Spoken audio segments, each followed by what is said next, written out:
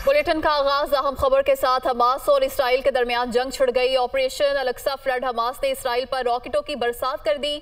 20 minute में Israel पर 5000 rocket fire किए गए। हमास की जानिब से ये दावा किया गया है। हमास के हमलों में कम से कम 22 इसराइली हलाक, 200 से ज्यादा जख्मी हो गए हैं, ऐसा बताना है गैर मुल्की मीडिया का। इसी तमाम तर सूरत हाल पर बात करेंगे। दिफाई तज्जियाकार मारिया सुल्तान ने हमें ज्वाइन किया है। मारिया साहिबा, बहुत शुक्रिया आपके वक्त का। अब जो सूरत हाल बनी है, हमास और इसराइल के दरमियान जंग छिड़ गई है और जो ऑपरेशन शुरू किया गया है, अब इसराइल की जानिब से भी गजा पर बारूदी मवाद फेंका गया है। अब आगे क्या सूरत हाल बनती देख रही हैं आप? देखिए, ये जंग जो है शिद्दत अख्तियार करेगी, क्योंकि यकीनी तौर के ऊपर इस बात की अक्कासी करती है कि इसराइल की जो अब्राहम अकॉर्ड्स की पॉलिसी थी मशरिक़ वस्ता के अंदर अमन लाने के लिए, वो नाकाम हुई है। दूसरी बात यह कि हमास की इस बड़ी कार्रवाई के पीछे 3 अनासर हैं। एक तो ये कि जाहिर है इसमें ईरान और ईरान के जो असर रसूख है मशरिक़ वस्ता के अमन के अंदर, वो वाज़ी तौर पर नजर आ रहा है। दूसरा ये कि जो मस्जिद अक्सा के ऊपर इसराइल का कब्जा था, उसके खिलाफ जो इसराइली इंतहा पसंद की तरफ लोगों की तरफ से और उनकी हुकूमत की तरफ से जो कोशिशें की गई हैं, ये उस तरह से अमल है। और तीसरा ये कि एक बहुत बड़ी तादाद में बारूदी मवाद जो हमास के पास है, वो भी इस बात की अक्कासी करता है कि जंग इतनी आसानी से ख़त्म नहीं होगी और यकीनी तौर पर तूल पकड़ेगी। जी, इसके क्या असरात होंगे खिते पर? देखिए, खतरे पे सबसे बड़ा असर तो यही होगा कि जो इस वक्त वहाँ मुख्तलिफ किस्म की तहरीकें चल रही हैं, जैसे यमन के अंदर आप देख रहे हैं कि वहाँ अमन आ रहा है, इसी तरह मिस्र में भी, सेनाई में भी जो तहरीकें चल रही हैं, उनकी तरफ से भी आप देखेंगे कि बहुत जो एक तरह से जो स्ट्रीम है वो मशरिक़ वस्ता की तरफ जाएगी। ये लेकिन इस बात पर मुनहसर है कि मिस्र और सऊदी अरेबिया और जो बड़े ममालिक हैं, बिलखुसूस ईरान, वो किस तरह देखते हैं। अगर तो हमास के साथ खड़े होते हैं तो यकीनी तौर पर इसराइल पे बहुत प्रेशर पड़ेगा। अगर वो नहीं खड़े होते हैं तो फिर ये दूसरी तरफ से जंग जो है आगे जाएगी। जी, टाइमिंग के हवाले से आप क्या कहेंगी मारिया साहिबा? क्योंकि जुल्म और बर्बरियत का सिलसिला तो कब से जारी है, अभी क्यों इस लेवल का ऑपरेशन शुरू किया गया? देखिए, उसके पीछे जो है 2 चीजें हैं। एक तो ये कि यहूदी हुकूमत जो है मस्जिद अक्सा को जो है जो ओस्लो अकॉर्ड के मुताबिक जो है मुसलमानों के पास थी, उसको अपने कब्जे में करना चाह रहे थे। और दूसरी तरफ जो है जो तमाम गाजा के अंदर जो लोग मौजूद हैं, उनको भी बेघर करने की कोशिश करती, जैसी कि सूरत हाल अभी हमें कश्मीर में नजर आई है। ये इसी किस्म की कोशिश थी, लेकिन उसके साथ साथ लोगों को उस इलाके से भी बेदखल करने की भरपूर कोशिश की जा रही थी। जी, मारिया सुल्तान साहिबा, आप साथ ही मौजूद रहिएगा। साबिक सिफारतकार मलिहा लोधी साहिबा ने भी हमें ज्वाइन किया है। मलिहा साहिबा, बहुत शुक्रिया आपके वक्त का। हमास और इसराइल के दरमियान जंग छिड़ गई है, ऑपरेशन शुरू किया गया हमास की जानिब से, अब इसराइल की जानिब से भी रिएक्शन सामने आ रहा है। क्या देखती हैं आप आगे, क्या असरात होंगे इसके? देखिए, ये बहुत ही एक सीरियस सिचुएशन पैदा हो रही है जो कि खित्ते के लिए बहुत ही ज़ाहिर ख़तरनाक है। इसराइल के लिए ये सरप्राइज अटैक था और आप ये भी कह सकते हैं कि बहुत ही बड़ा उनका इंटेलिजेंस और सिक्योरिटी फेलियर था, नाकामी थी उनकी, कि वो पहले से उनको पता ही नहीं था कि ये हमला आने वाला है। जहाँ तक हमले का ताल्लुक है, इससे पहले काफ़ी महीनों से जो तनाव है इसराइल और गाज़ा के बाशिंदों के दरमियान, फ़लस्तीनियों के दरमियान, वो बढ़ता जा रहा था। आपको मालूम है कि 2007 से गाज़ा की ब्लॉकेड की हुई है, एक बहुत ही क्रूअल किस्म की ब्लॉकेड की हुई है इसराइल ने, जिससे कि फ़लस्तीनी जो बाशिंदे हैं गाज़ा में, उनकी मुश्किलात में मज़ीद इजाफा होता रहा है।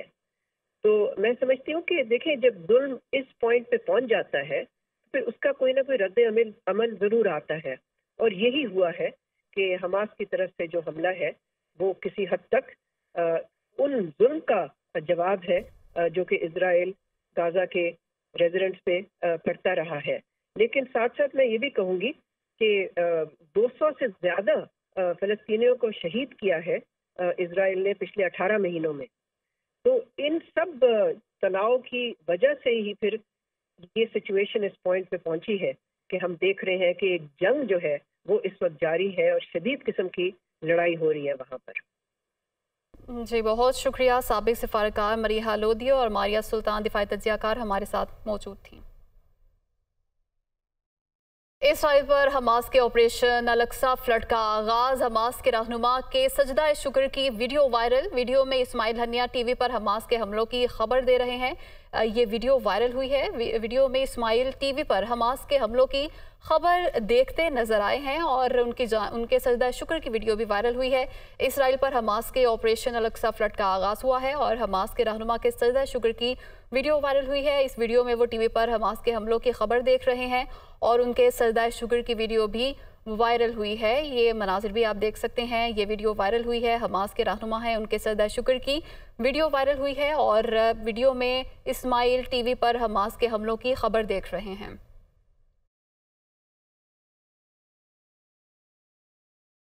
पाकिस्तान के रास्ते अफगानिस्तान जाने वाले सामान के लिए कवायद मज़ीद सख्त। अफगानिस्तान जाने वाले सामान पर फाइनेंशियल सिक्योरिटी की शर्त आयद। FBI ने कस्टम्स रूल्स 2001 में तरमीम का नोटिफिकेशन जारी कर दिया है। मुदस्सिर अली राना इस्लामाबाद से हमारे साथ मौजूद हैं। मुदस्सिर, क्या तरमीम की गई? FBI ने कस्टम रूल्स 2001 में तरमीम का नोटिफिकेशन जारी कर दिया है कि पाकिस्तान के रास्ते अफगानिस्तान जाने वाले सामान के लिए कवायद मज़ीद सख्त किए गए हैं। नए जो कवायद बनाए गए हैं उसमें नई शराइत importer, customs agent, brokers, transport और ऑपरेटर्स पर लागू होंगे। जो FBI ने नोटिफिकेशन जारी किया है उसमें बताया गया है कि अफगानिस्तान जाने वाले सामान पर फाइनेंशियल सिक्योरिटी की शर्त आयद कर दी गई है। Financial security Majaz bank guarantee की शक्ल में दी जाएगी। FBI की जानिब से नोटिफिकेशन में बताया गया है कि माली गारंटी कम अज कम 1 साल के लिए और पाकिस्तान में कैश कराई जा सकेगी। बैंक गारंटी में व्हीकल्स और गुड्स पर आयद टैक्स और ड्यूटीज भी शामिल होंगी।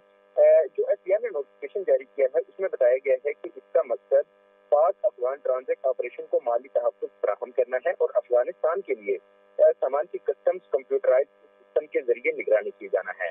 नोटिफिकेशन के जरिए बताया गया है कि गुड्स डिक्लेरेशन के कम अज कम 25% ट्रांजिट गुड्स की स्कैनिंग की जाएगी और रिस्क मैनेजमेंट सिस्टम खेप में से कम अज कम 10% सामान का मुआयना भी किया जाएगा। मुदस्सिर, बहुत शुक्रिया आपका। पाक अफगान बॉर्डर तोरखम से गैर कानूनी तारिकीन वतन की अफगानिस्तान वापसी का सिलसिला जारी है। बॉर्डर पर दुनिया न्यूज़ के नुमाइंदा अली सिनवारी मौजूद हैं। Ali, over to you. Pak Afghan border तुरखम में मौजूद हूँ। जब से हुकूमत ने गैर कानूनी तौर पर मुकीम गैर मुल्कियों के निकलने का फ़ैसला किया है तब से पाक अफगान बॉर्डर तुरखम के ज़रिए अफगान मुहाजिरीन की वतन वापसी का सिलसिला जारी है। तुरखम इमिग्रेशन हुकाम का कहना है कि नॉर्मल रूटीन में तकरीबन 10 से 1500 तक जो अफगान मुहाजिरीन है वो मुल्क वापस जाते, लेकिन जब से हुकूमत ऐलान किया है तब से उसमें इजाफा देखने में आ रहा है और अब तकरीबन रोज़ाना की बुनियाद पर 6 से 7 हज़ार अफगानी रोज़ाना मुल्क वापस जा रहे हैं। इस वक्त आप तुरखम बॉर्डर पर ताज़ा तरीन सूरत हाल देख सकते हैं कि 40 से 50 जो अफ़गान फैमिलीज़ हैं वो अफ़गानिस्तान जा रहे हैं और ये सिलसिला कई दिनों से जारी है और हर गुज़रते दिन के साथ इसमें इजाफा होता जाएगा। जी, मुस्लिम लीग नून के रहनुमा ख्वाजा आसिफ का कहना है कि नवाज शरीफ चौथी बार वजीर आज़म बनेंगे और तमाम मसाइल हल होंगे। नवाज शरीफ ने 2 दफ़ा IMF से निजात दिलाई, दोबारा दिलाएंगे। अगर IMF शराइत पूरी ना करते तो डॉलर 500 रुपये का और महंगाई 2 गुना होती। IMF से जान छुड़ाने का नुस्खा हमारे पास मौजूद है। वो सियालकोट में न्यूज़ कॉन्फ्रेंस कर रहे थे।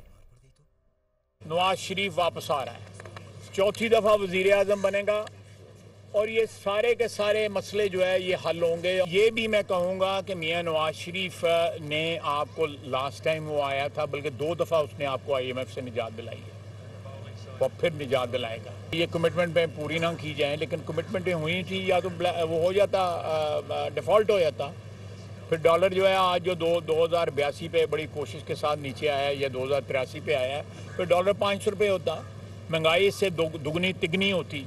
ये जो गैर कानूनी अफगानी यहाँ पे मुकीम है उनका जो है जो सद्देबाब हो रहा है उससे अच्छा असर आ रहा है और मेरा ख्याल है कि आइंदा आने वाली हुकूमत जो है इसके ऊपर मज़ीद जो है वो अमल करेगी। लाहौर में एजाजुल हक न्यूज़ कॉन्फ्रेंस कर रहे हैं। इसी तरह जुडिशरी का भी कहते हैं कि अपना ही सिस्टम है जुडिशल, क्या कहते हैं वो काउंसिल जो है क्या, जिसके अंदर वो जाते हैं और फैसला कोई नहीं होता वहाँ पे। बहरहाल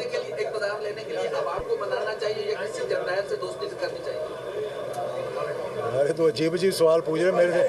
मैं कोई ये बैठ के यहाँ पे कोई टीचर हूँ, मैं कोई टीचर हूँ, मैं बताऊँ किससे दोस्ती करके अच्छा, बहुत बहुत शुक्रिया।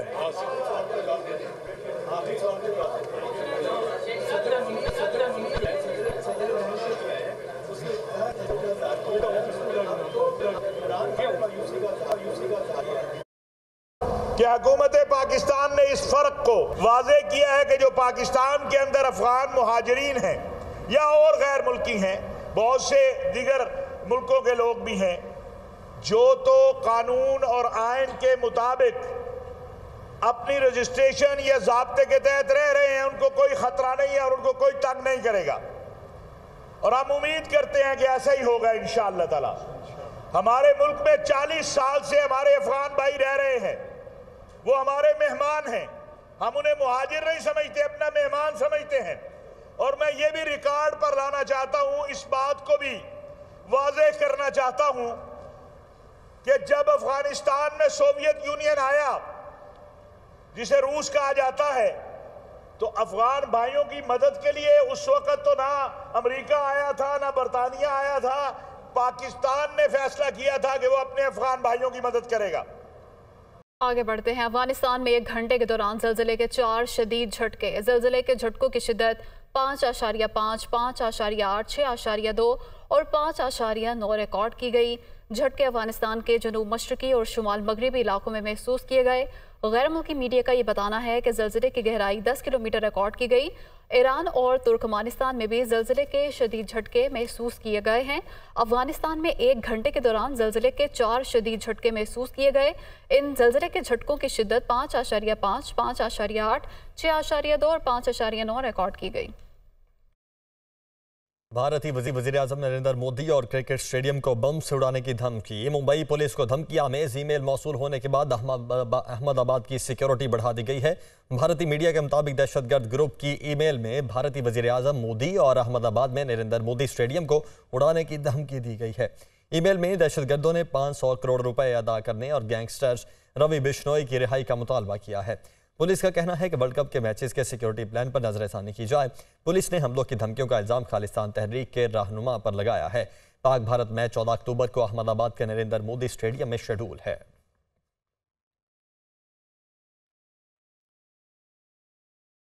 और जनूबी अफ्रीका की श्रीलंका के खिलाफ बैटिंग जारी है। जनूबी अफ्रीका ने 1 विकेट के नुकसान पर 182 रन बना लिए हैं। कप्तान टिम्बाबोमा 8 रन बनाकर पवेलियन लौटे। क्विंटन डी कॉक और रॉसी वैन डेर डॉसन की निस्फ सेंचुरियां हुई हैं। तो जनूबी अफ्रीका की श्रीलंका के खिलाफ बैटिंग जारी है। जनूबी अफ्रीका ने 1 विकेट के नुकसान पर 182 रन बना लिए हैं। आगे बढ़ते हैं। निगरान वज़ीर आला पंजाब मोहसिन रज़ा नकवी ने कहा है कि कपास की फसल को कीड़ों के हमलों से बचाने में पाक फौज ने अहम किरदार अदा किया। चीनी की कीमत में कमी आई है। स्मगलिंग पर काबू पाने से हालात में बेहतरी आएगी। वज़ीर आला ने कहा कि महकमा ज़राअत के लिए खुसूसी पैकेज का जल्द ऐलान करेंगे। $1 की कॉटन की बात कर रहे हैं, सबसे ज़्यादा एग्रीकल्चर डिपार्टमेंट ने, उसके एक बंदे ने दिन रात काम किया। $3 बिलियन डेफिनेटली एक एडिशनल पाकिस्तान के फार्मर के पास आएगा।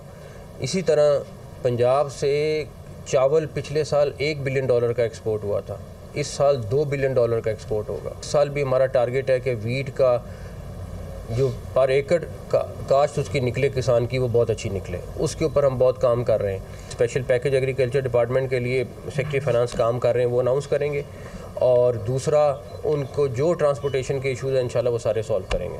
ऑलरेडी चीनी की कीमत 180 से अब नीचे आ गई है, 140-50 के दरमियान वेरी कर रही है इस टाइम पे चीनी। अल्लाह का शुक्र है, जब से स्मगलिंग को थोड़ी सी रुकी है, बहुत चीज़ें बेहतर होना शुरू हो गई। और हमारी बिल्कुल कोशिश है कि तरक्याती काम जितने हैं उनको दिन रात लगा के ख़त्म करें। 3-3 शिफ्टों में काम हो रहा है।